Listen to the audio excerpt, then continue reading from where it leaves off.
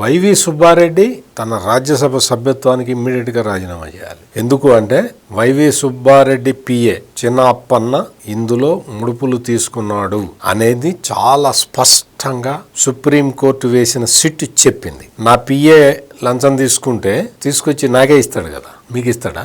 Simple. నువ్వు ఇందులో involve అయి ఉన్నావు వైవి సుబ్బారెడ్డి, నువ్వే ఇన్వాల్వ్ అయి ఉన్నావు.